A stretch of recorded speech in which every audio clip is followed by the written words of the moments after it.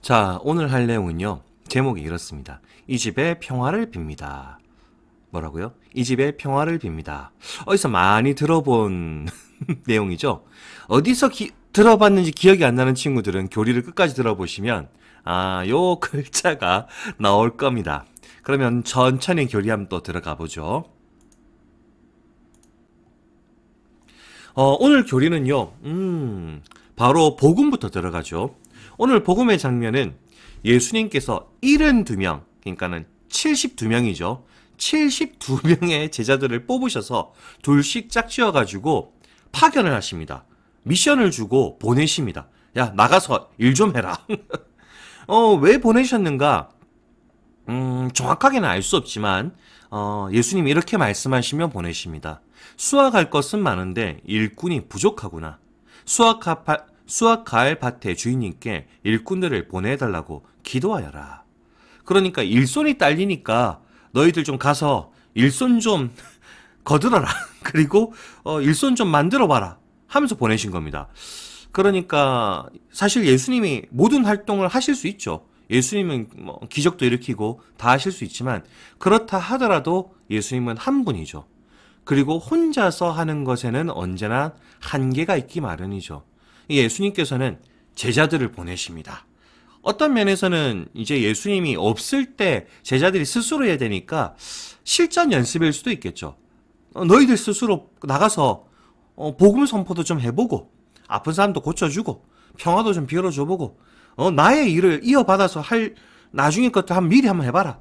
어떤 그런 건 아니었을까? 라고 싶은데 어쨌든 예수님이 먼저 72명의 제자들을 뽑으셔가지고 앞으로 쫙 보내십니다. 가서 복음 선포를 한번 해봐라. 그리고 난 다음에 예수님께서 이렇게 말씀하십니다. 같이 한번 읽어볼까요? 시작. 어떤 집에 들어가거든 먼저 이 집에 평화를 빕니다 하고 말하여라. 뭐라고요? 어떤 집에 들어가거든 먼저 이 집에 평화를 빕니다 하고 말하여라. 오늘 교리의 제목이었죠. 오늘 제목에 나오는 건데 어느 곳에 가든지 너희들 가가지고 해야 될 것 첫 번째는 그 집에 평화를 빌어줘라 라고 예수님께서 말씀을 하시죠. 그래서 우리들 자주 보는 게 하나 있습니다. 자주 보는 거 뭐냐면 이런 거 본 거 있으십니까? 어느 집에 가가지고 혹은 식당에 가지고 이 집에 평화를 빕니다 줄여놓은 거죠. 혹은 이런 거 보신 거 있으십니까? 이런 거 여기 들어오는 모든 이에게 평화. 이게 뭐냐면 예수님께서 어느 집에 가거든 먼저 그 집에 평화를 빌어줘라 라고 하셨죠. 그래서 이 성당 다니시는 분들이 처음 누군가가 집을 샀다 혹은 처음 그 집에 방문한다 할 때 선물로 요걸 많이 사들고 갑니다. 요거를.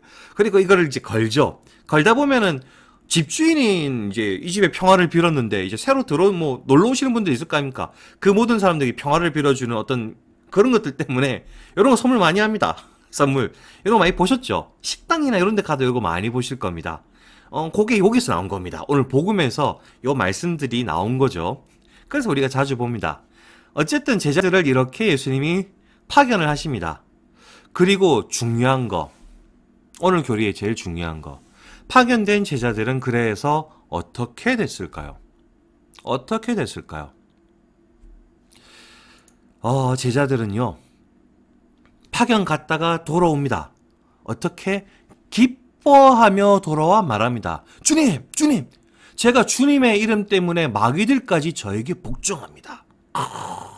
제가 주님의 이름으로 막 했더니 마귀들도 막 쫓겨나고 난리 났습니다. 예수님. 와, 장난 아니었습니다. 라고 얘기한 겁니다. 그러자 예수님이 뭐라 그러시냐면요. 나는 사탄이 번개처럼 하늘에서 떨어지는 것을 보았다. 사탄이 떨어지는 거 보았다. 너희들 덕분에. 그리고 너희 이름이 하늘에 기록된 것을 기뻐하여라. 너희들 이제 하느님 나라 간다. 너희들 하느님 나라 그 명부에 이름 들어왔다. 라고 얘기하십니다. 줄여서 뭔 소리냐? 대성공이 난 거죠. 파견됐던 제자들은 대성공을 경험한 겁니다. 어마어마하죠. 제자들 엄청난 경험을 합니다. 그리고 이것은 우리에게도 중요합니다. 왜? 예수님이 파견한 건 그 72명의 제자로 끝나는 게 아니기 때문이죠.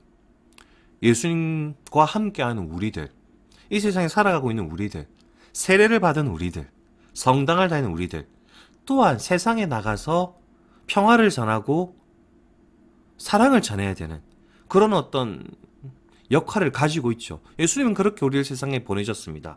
그러니 하느님 나라의 사랑과 평화를 전하기 위해 파견된 우리들, 이 제자들과 똑같은 상황인 겁니다. 그러니 우리는 우리가 만나는 모든 이에게 하느님의 평화와 자비가 가득하기를 빌어줘야 되고 그걸 해야 되는 어떤 역할을 갖고 있는 사람들이죠. 그리고 여러분들이 그걸 잘할 때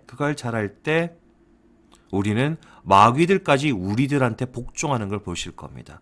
그리고 우리들은 하늘나라에 우리들의 이름이 적히게 될 겁니다. 다르게 말해서 우리는 성공할 겁니다. 걱정하지 마십시오. 예수님이 함께 하시니까 여러분들 성공하실 겁니다.